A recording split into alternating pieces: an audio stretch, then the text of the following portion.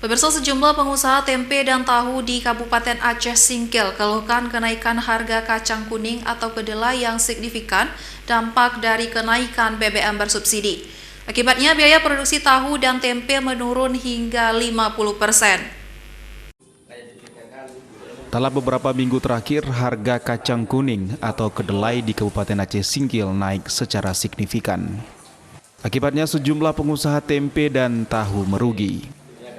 Salah satu penyebab kenaikan harga kacang kuning lantaran naiknya harga bahan bakar minyak bersubsidi beberapa waktu lalu.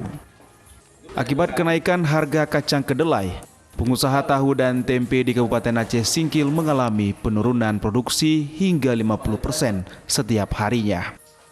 Para pengusaha tahu dan tempe mengeluhkan kenaikan harga yang sangat signifikan sehingga menyebabkan para pengusaha mengalami rugi. Harga kacang kuning sebelum naiknya BBM kisaran Rp610.000 per karung 50 kg. Sementara setelah naik BBM harga meningkat menjadi Rp670.000 per karung.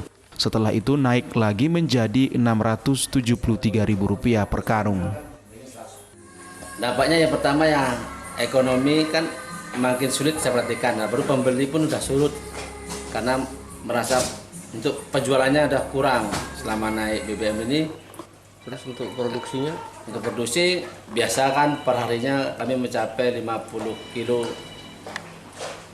kacang kuning tuh habis perharinya. Selama kenaikan BBM ini setengahnya lah, 50% lah. Para pengusaha tempe berharap agar harga kacang kuning yang menjadi bahan pokok pembuatan tempe dan tahu dapat kembali normal, sehingga biaya produksi tahu dan tempe kembali normal.